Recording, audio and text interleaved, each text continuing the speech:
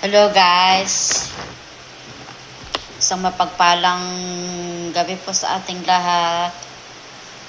Kayo po ba ay tapos ng kumain? Kung ano po yung dinner po ninyo?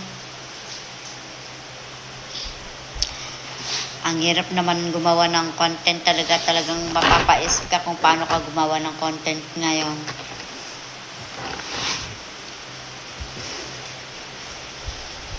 Kahit anong video dyan, para at ang importante yung mayroon ka may upload, ganun, araw-araw.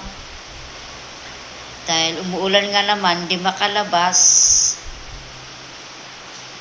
Dahil nakakainip na dito sa loob ng bahay na hindi man ako makagawa. Dito lang sa loob ng bahay, linis-linis, araw-araw. Pag umento ang ulan, yun, magawalis-walis ako sa labas. Pero pag andyan na, gilang buhos ulit ang ulan.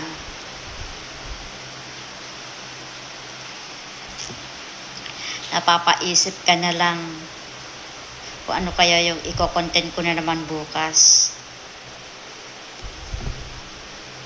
Katulad na to, sa pagbablog ko, akong content ko, sa mga post, photo o text. Siyempre, mag-iisip ka rin yung ano yung sasabihin mo sa text, ganun.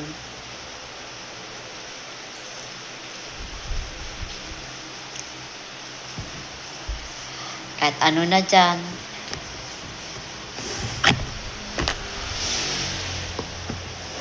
Basta meron akong may upload araw-araw.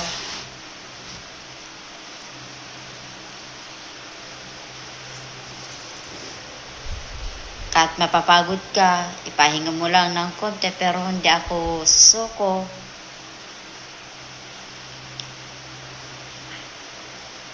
Pero malakas ang tiwala ko sa Panginoon na balang araw ay makakaahon din po ako sa hamon ng buhay. Kaya patuloy lang ang gagawin. Laban lang sa hamon ng buhay, sabi nga nila.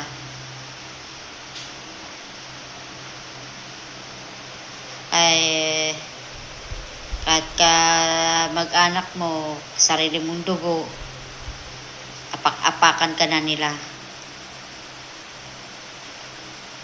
Pero yan ang tatandaan nila balang araw.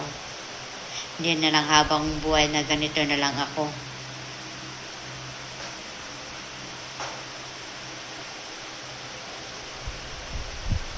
Nagsisikap akong mag-vlog hanggat di ko maabot ang aking marating. Kahit sabihin pa nila na wala akong mararating. May mararating din po ako balang araw. Basta magsikap lang sa pagtatrabaho dito sa pagbablog. Ang pagbablog na yon, trabaho din po yon. Gagawa ka ng content. Tapos, higit pa sa lahat, yung hindi ka mahihiya na humarap sa camera. Naranasan ko na yan nung una. Pero nung nagtagal, hindi na ako nahiyang humarap sa camera talaga. Kahit ano pang sabihin nila sa akin, sige, go, tuloy lang, ang laban. Yan lang po ang aking sabihin.